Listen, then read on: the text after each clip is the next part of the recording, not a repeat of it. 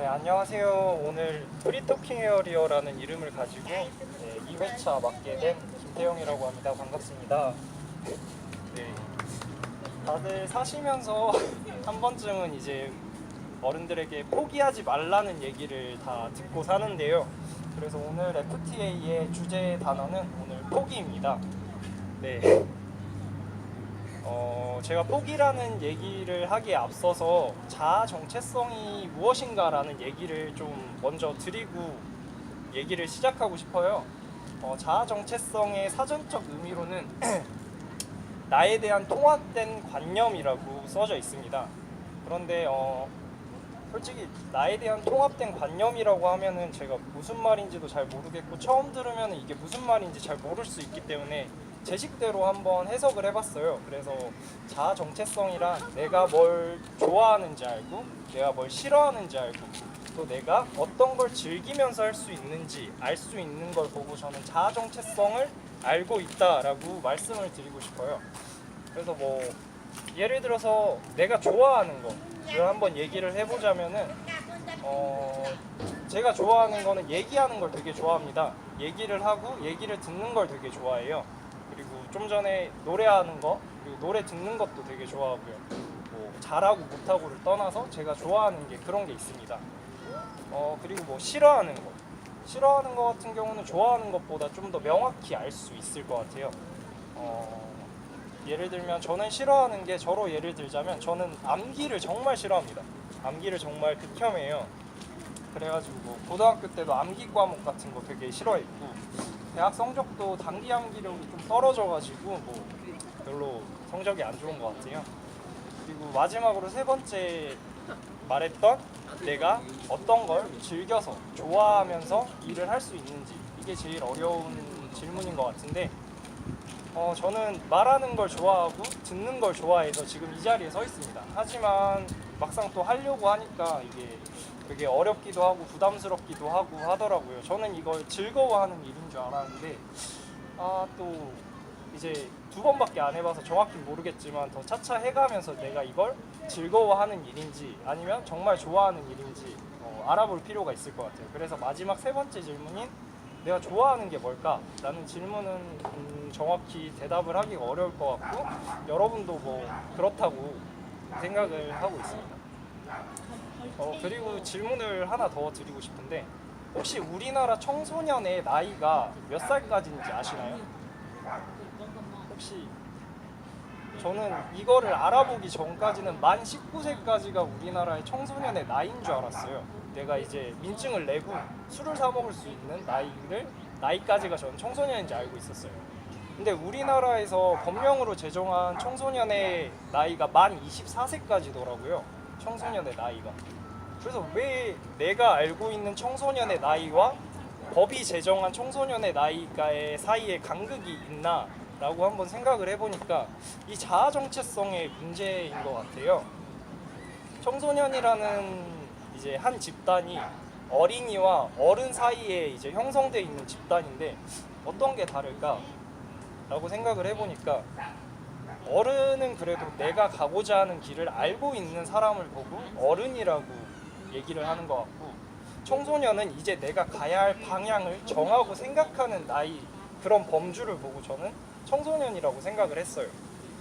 그런데 이 간극이 어디서 생기나 하고 봤더니 저희가 만 19세까지 우리나라는 초등학교 6년, 중학교 3년, 고등학교 3년 해서 총 12년 동안 너무나 획일적인 내가 하고 싶은 거를 할 수 없는 교육제도에서 교육을 받고 있구나 라는 생각이 들었어요. 그래서 자아 정체성을 형성해야 될 나이에 모든 같은 획일적인 교육을 국영수 받아오면서 어떻게 내 자아 정체성을 형성할 수가 없기 때문에 국가에서 25살까지는 너가 가고 싶은 길을 찾아라 라고 해서 법적으로 그렇게 제정을 한 것 같아요.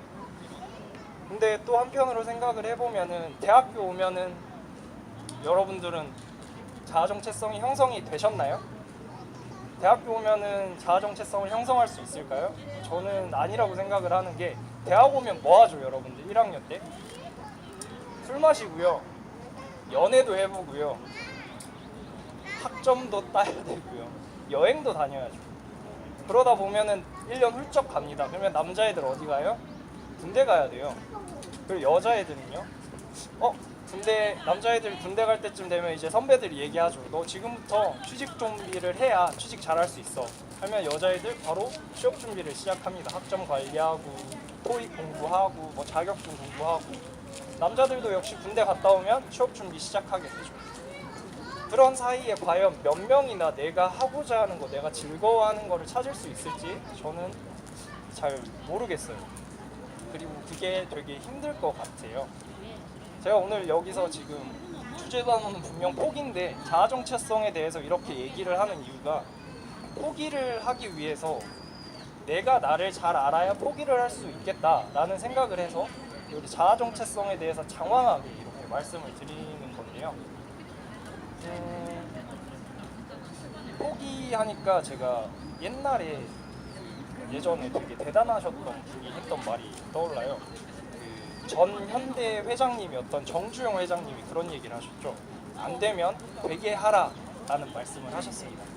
근데 사람이 안 되는 게 있을 수 있죠. 안 되는 게 분명히 존재해요. 재능의 한계가 있고 노력의 한계가 있기 때문에. 근데 또 이렇게 말하면 어른들 그렇게 얘기하시죠. 네가 노력을 덜해서 그런 거다. 남들 이만큼 노력할 때 너는 이만큼 노력하면 된다라고 말씀을 하십니다. 근데요, 제가 여기서 하나 의문점이 드는 게, 남들 이만큼 노력하는데 내가 이만큼 노력해야 되는 걸 왜 해야 될까요? 남들이 이만큼만 노력해도 되는 걸 난 이만큼만 노력을 해도 되는 재능이 분명히 나한테는 하나쯤은 있을 텐데, 그 재능을 찾아서 그 재능을 발휘하는 게 저는 좀 더 좋은 일이라고 생각을 해서 오늘의 주제를 포기라고 잡았어요. 그렇다고 해서 뭐 모든 걸 포기해라, 나 이거 싫다고 포기하고 이거 싫다고 포기하고 이런 말이 아니라, 저는 나에게 맞는 옷을 좀 입자라는 취지에서 포기를 하라는 얘기를 하고 싶었어요. 나에게 맞지 않는 옷을 벗어 던지고 나에게 맞는 옷을 입자라는 얘기를 하고 싶었습니다.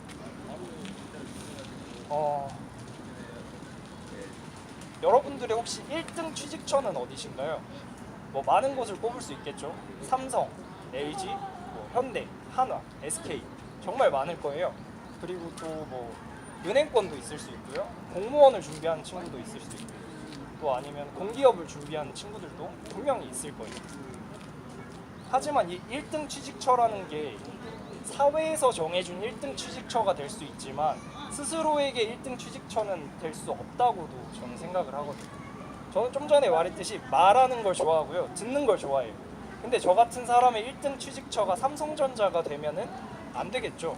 저는 교육부서를 들어가고 싶어요. 남들에게 얘기를 하고 피드백을 받고 제가 프로그램을 짜서 남들을 교육하는 그런 쪽에 들어가고 싶어요. 그럼 저는 굳이 삼성이나 현대처럼 우리나라 사회에서 1등 취업처라고 정해진 곳이 아닌 중소기업이더라도 저한테는 그게 1등 취직처가 될 수 있어야 된다고 생각을 합니다.